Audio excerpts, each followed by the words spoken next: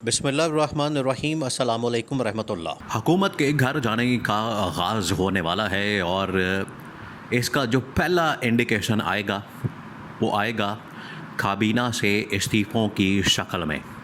और अभी से उसके बारे में ख़बरें आना शुरू हो गई हैं। अभी से इस बारे में लोगों ने अपने अपने सोर्सेज से अपने अपने ज़राए से एक कन्फर्मेशन करना शुरू कर दी है कि काबीना के अंदर एक बहुत बड़ा रद्द-ओ-बदल होने जा रहा है और बड़े बड़े बुर्ज उलटने जा रहे हैं। ये असल में जो रद्द-बदल के नाम के ऊपर बात की जा रही है, ख़बर दी जा रही है, असल में मौजूदा गवर्नमेंट को घर भेजने की तैयारी है। और जितने बड़े बड़े बुर्ज इस वक्त काबीना के अंदर मौजूद है, राना सनाउल्लाह, ख्वाजा आसिफ, एहसन इकबाल, आप ज़रा इमेजिन करें कि ये लोग जब से आए हैं, राना सनाउल्लाह, एहसन इकबाल, ख्वाजा आसिफ या बाकी लोग, इन्होंने क्या किया? आप ज़रा इमेजिन करें कि इन्होंने पिछले 3 साल के अंदर, 4 साल के अंदर सबकी कारकर्दगी परफॉर्मेंस देखें, सबका रिपोर्ट कार्ड देखें, सबकी कारकर्दगी निकाल के देखें, रत्ती बराबर भी टगे का काम इन लोगों ने नहीं किया। तमाम के तमाम लोग आप उठा के देख लें।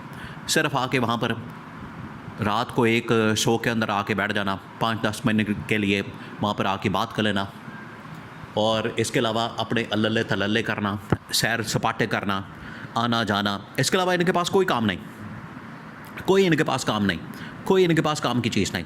सिर्फ इन लोगों ने यही काम किया और इसी के मुताबिक इन लोगों ने अपने आप को एडजस्ट किया, क्योंकि काम कोई नहीं होता। तो अब इनको ना सिर्फ चेंज करने का, बदलने का फ़ैसला किया गया। फैसल वाडा ने तो 2 टुक अंदाज में बता दिया है कि अब काबीना चेंज होने जा रही है। अब काबीना के अंदर जो चेंज होगा, तब्दीली आएगी, वो असल में शुरुआत होगी। फिर उसके बाद उनके सरबरा, काबीना का सरबरा कौन होता है? काबीना का सरबरा होता है वज़ीर आज़म। फिर वज़ीर आज़म को चेंज किया जाएगा। फैसल वाडा ने तो 2 टुक अंदाज में बता दिया। देखिए, फैसल वाडा ने ये जो इंटरव्यू दिया है, अब हर टीवी टॉक शो के अंदर फैसल वाडा आपको नज़र आता है। शाम के जितने भी प्राइम शोज़ होते हैं, तमाम के तमाम शोज़ के अंदर फैसल वाडा आपको प्राइम शोज़ के अंदर नज़र आता है। वो 8 बजे, 9 बजे, 10 बजे, 11 बजे, 7 बजे, तमाम के तमाम उसमें फैसल वाडा आके क्या बताता है? फैसल वाडा ने बताना शुरू कर दिया है कि ये बिल्कुल यंग जो नौजवान इस वक्त कैबिनेट के अंदर मौजूद हैं, इसमें एक तो अली परवेज़ मलिक, बड़ा यंग किस्म का आदमी, फिर उसके बाद बैरिस्टर अकील, और इसके अलावा और इस तरह के बिलाल खियानी, और इस तरह के बेशुमार लोग हैं जो कि बड़े यंग किस्म के कैबिनेट के अंदर लोग मौजूद हैं। और उन्होंने वो आज के ज़माने के समझते हैं, आज के ज़माने की जो रिक्वायरमेंट्स हैं, उसके जो उतार चढ़ाव हैं, उसके जो अप्स एंड डाउन्स हैं, उसके जो लवाज़मात है, उसको समझते हैं। इनकी तरह नहीं, इनको पता ही नहीं सोशल मीडिया क्या है, ट्विटर क्या है, फेसबुक क्या है, यूट्यूब क्या है, ट्विटर क्या है, इंस्टाग्राम क्या है, या टिकटॉक क्या है, या फिर दुनिया के अंदर चल क्या रहा है, एआई क्या है, टूल्स कौन से हैं, इनको पता ही नहीं। ये जो इस वक्त अपनी 70s के अंदर दाखिल हो चुके हैं, जो पिछले 50 साल से सियासत कर रहे हैं पाकिस्तान के अंदर, शरीफ ख़ानदान, ज़रदारी खान, ऊपर जो टॉप की लीडरशिप है, ये फारिग हो चुकी है। तो ये पहली इंडिकेशन दी। सेकंड जो इस हवाले से इंडिकेशन आई है वो ये कि मौजूदा कैबिनेट के अंदर रद्द-ओ-बदल के लिए जो तमाम के तमाम बड़े लोग हैं, जिसमें राना सनाउल्लाह, ख्वाजा आसिफ, एहसन इकबाल, इनका इस्तीफ़ा आने वाला है और इनकी जगह अब नए लोग शामिल किए जाएंगे। ये अब इनको बता दिया क्या, इनको कह दिया क्या, ये बजट जो आ रहा है, ये बजट इनके लिए बिल्कुल तबाही और बर्बादी ला रहा है। आवाम के लिए देखें, आवाम के लिए इस बजट के अंदर क्या है?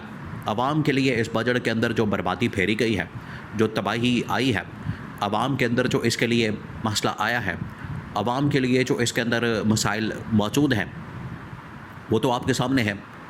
लेकिन मौजूदा हुकूमत के लिए, मौजूदा गवर्नमेंट के लिए भी ये किसी सूरत कारगर साबित नहीं होने वाला, और ये बजट इनको बचा नहीं सकेगा।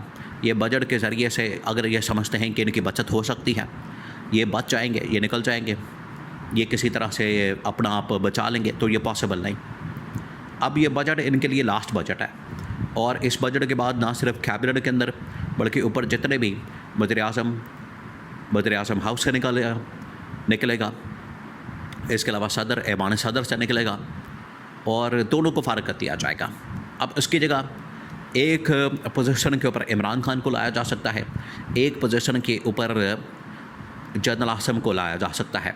वहाँ 2 इस वक्त डीलें मौजूद हैं और रिप्लेसमेंट जो होनी है, फिर आके गिलगित बल्तिस्तान के अंदर और आज़ाद कश्मीर के अंदर इंतखाबात, उस हवाले से भी बार्गेन हो रही है, लेन देन हो रहा है।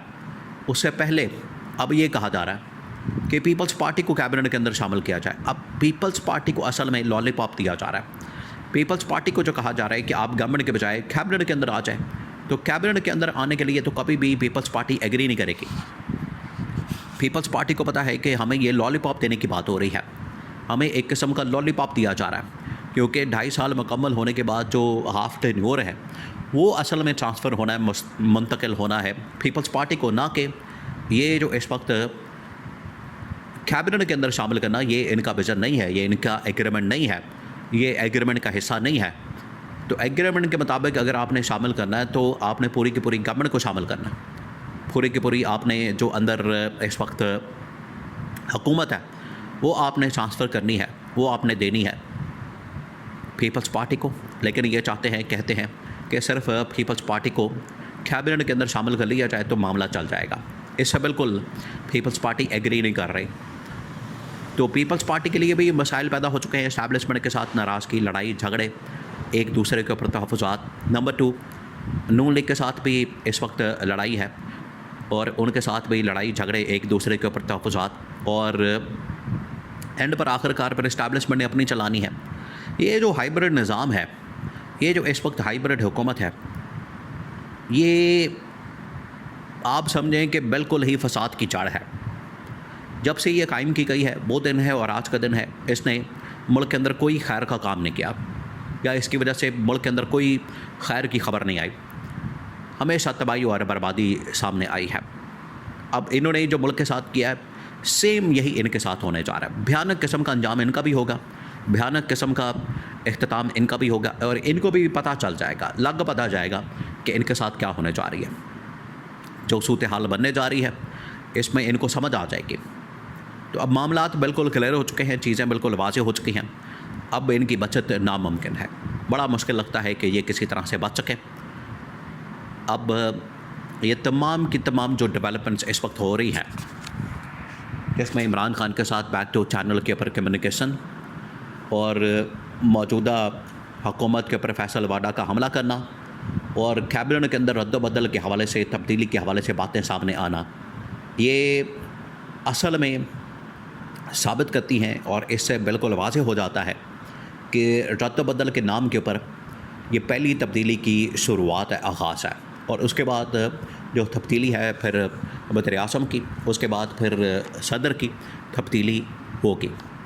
और ये अब पत्थर पे लकीर है, ये कन्फर्म हो चुका है और बाकायदा इस्टेब्लिशमेंट इसका फ़ैसला कर चुकी है।